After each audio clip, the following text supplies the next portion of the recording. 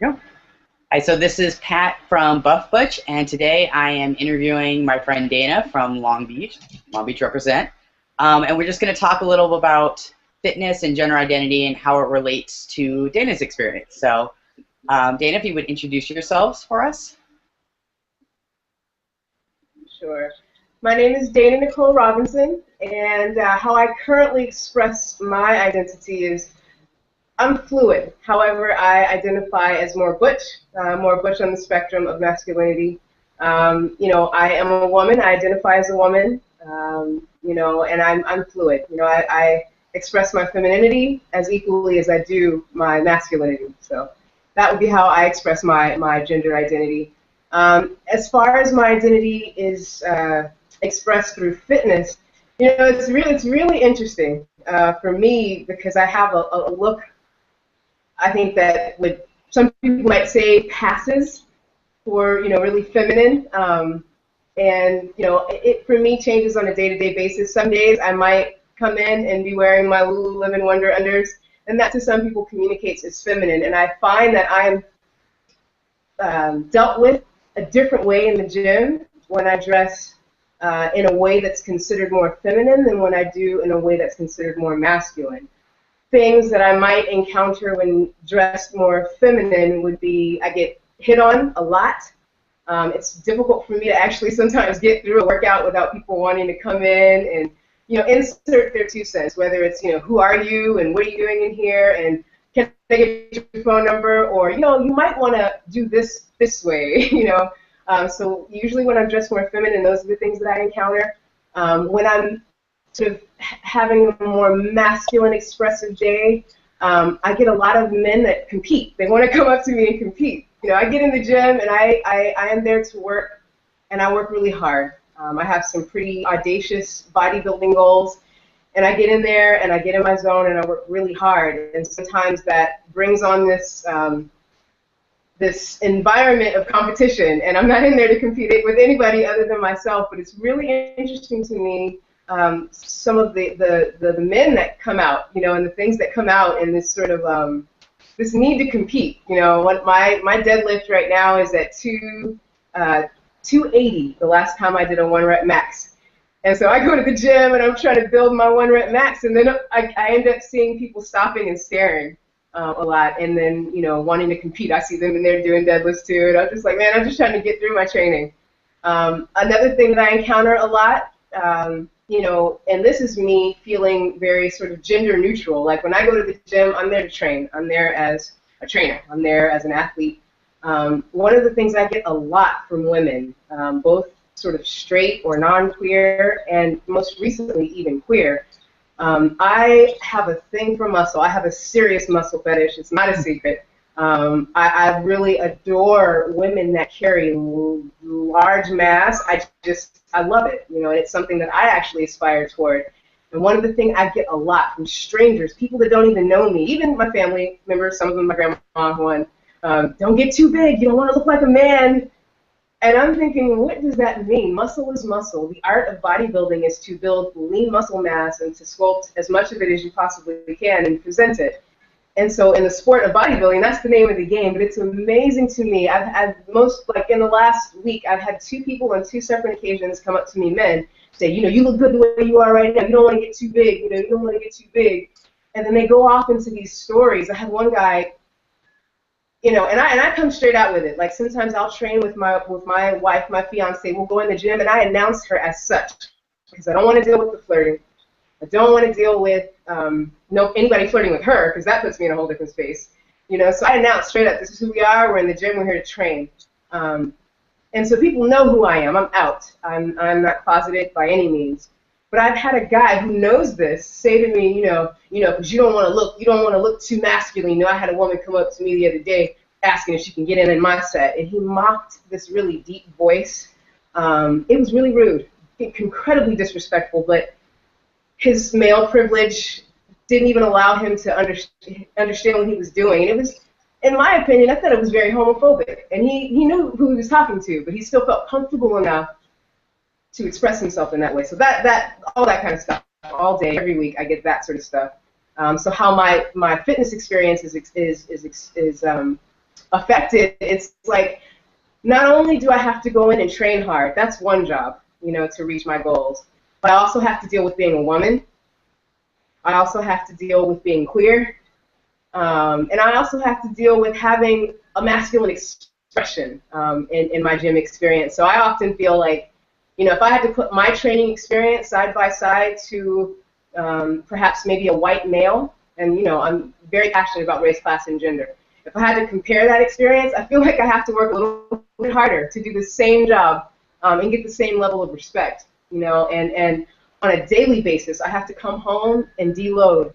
You know, and I like to tell people, you know, before I am anything else, a bodybuilder, I used to do CrossFit. I don't do that anymore. I'm really getting excited about boxing, so I'm actually really excited to be in your house right now. Before I'm any of those things, I'm a yogi. I'm actually a certified yoga instructor.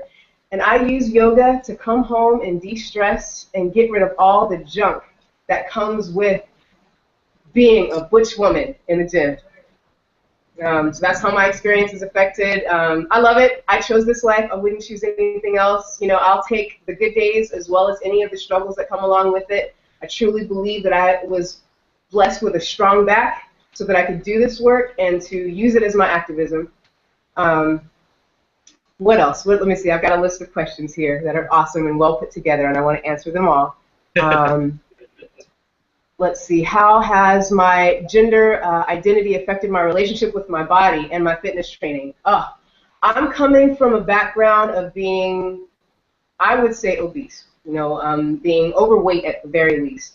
So I wasn't the one in high school, although I did play sports. I was a little bit bigger than everybody else. And I have struggled with body image issues my whole life because, like most Americans, I sat in front of the television. I loved Janet Jackson, and she had a six-pack, so I thought to be a valuable woman, I needed a six-pack, and I needed to be fit and trim and all that stuff. So I didn't grow up having a physique that I was really proud of. And so this work has given me self-confidence. This work has really helped me love my body. When I first started doing this work, I was in a deep, deep, deep, deep depression. And I'll be honest with you that I use this work, I use fitness, I use bodybuilding, I use the gym as my antidepressant.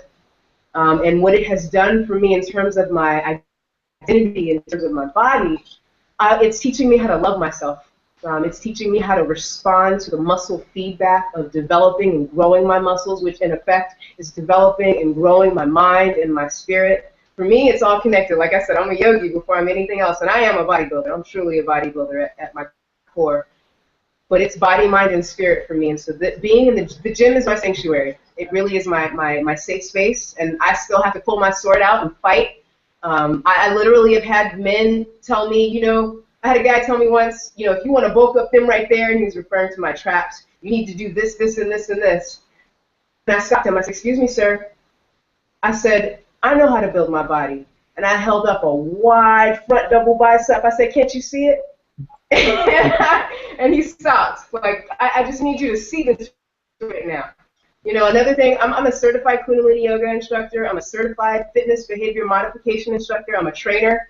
And I get passed over a lot. People never assume me as the one with the credentials. They never assume me as the one that is the trainer. Like, you know, who's training you? Where's your training partner? Or I get a lot, you know, my husband's a trainer, you know, or I'm a trainer. Let me train you. And I'm like, you know what? I got this. Like, I got this. You know, I got this.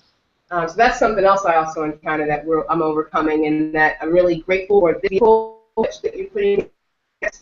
The world needs to understand that we're here, we're in a gym, and, you know, I think that this work is really important because it really is going to shift the dynamic of what's happening in the gym and hopefully create dialogue. So I'm really passionate about this work. I'm really grateful for you, and thank you. Let me see. I hope I didn't lose you here. No. Let's see. The next question. Okay. Okay, the next question. Okay, I really want to give respect and honor where it's due. I'm really grateful for this conversation. My computer just froze on me, so I lost. There we go. Okay, so the next question. What is my current training regimen? Oh man, I'm in the gym pretty much every day, if not for someone else, definitely for myself. Right now, I'm under the tutelage of someone that I respect and admire to no end. He is a professional natural bodybuilder, 35 title champion natural bodybuilder, gold medal Olympian, multi-gold medal Olympian, Moji Olua. And I'm actually doing his training programs under Miami Muscle. So I'm actually learning my fitness training regime online, which is pretty neat, and that's something I never really thought I'd do. He's the one person I trust. I've been all around the world in many gyms throughout Long Beach, and the person I assign in my life as coach or trainer has to be somebody very special, and this man's got it. So right now I'm training the Miami Muscle program. I have a 3-day split, 2 days of cardio. I was one of those people, you know, and I won't name the gym, but I learned, you know, to lean out, you do a bunch of cardio. So I'm coming from that school of just cardio. Like, I even now say I'm not even into fitness. I'm over fitness. I'm into bodybuilding now, and I've limited my cardio to 2 days a week. You know, low intensity. I do about 20 to 25 minutes of cardio, which is great. So that's pretty much my routine. I practice yoga every night, and as I'm getting more and more sore these days, I have to do it first thing in the morning. Otherwise, I can't walk. What else? Gosh, I am focusing more on nutrition than I ever have. I was one of those athletes that made that, you know, assumption. I'm training so I can eat whatever I want. Yeah, so that didn't work out so great in terms of my body composition goals. So now I'm really focusing on nutrition. So that's the biggest part of my regimen right now is nutrition. Let's see. What do you think training? Why do you think training is important to queer individuals? Very, very important for every individual, every human being, but particularly for those in the queer community, because we need activities other than drinking, other than smoking. Not that I'm against those things. But we need activities that are promoting a healthy lifestyle so that we can live longer, we can represent our communities better, and just strictly for its value to deal with stress. Stress is the #1 killer, the #1 disease maker. And I'm not going to lie, queer is a stressful lifestyle. I'm out of the closet. I wouldn't have it any other way. But sometimes when you least expect it, life gets really stressful for the queer individual because you're living a life that is, I don't know, I feel very sensitive to certain things that happen, especially injustices. And they're everywhere on a daily basis, you know, and so I see them, and I'm the type of person, I'm compassionate. I was raised to have compassion, and I take those on sometimes for myself and other people. And so I use fitness. That's my get in there, release, drop everything, leave it in the gym. Leave it in the gym and go out and come out refreshed. So I think queer people can utilize that gym space as a sanctuary, as a place to de-stress, and really create community. One of my goals, and this is the last thing, and I know you probably have to go, I'm just rambling, but one of the things that's most important to me and why I really want to support queer communities and gyms is to show our community that we can build ourselves exactly the way we want to. You know, we don't have to live according to someone else's social norm. Like, if I want a big chest and a big back and big biceps, I'm going to have it. You know, and the gym is the place where I get to go get it. And whatever it is that you want, I think the gym is a metaphor for the greater life macro. Whatever it is that I want, I can get it in the gym, and I can get it outside of the gym. So I use the gym as a microcosm for the grander experience of life. That's a great way of putting it. So I just have one more question. You said you had a big goal in mind. You want to tell us what that goal is? Yes. I am going to Paris, France in 2018, and I will win gold in bodybuilding in 2018, Paris, France. Gay Games. Mark my words. I'm going to bring that medal right back to Long Beach. Well, you have our support at Buff Butch. Thank you very much.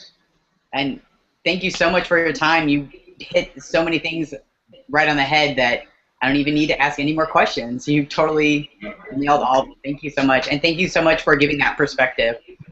You know, here in Buff Butch, we want to hopefully weekly interview and highlight different identities and also different training methods and training goals for each person. So I really appreciate adding your perspective to this, and I hope that you know, we can continue to have these conversations and build community. Thank you for this amazing place. Thank you for this work that you're doing. Thank you. All right. Thank you. Remember to check out buffbutch.com if you haven't, and we'll keep rolling these out. And thank you again, Dana, for your time. Yes, my pleasure.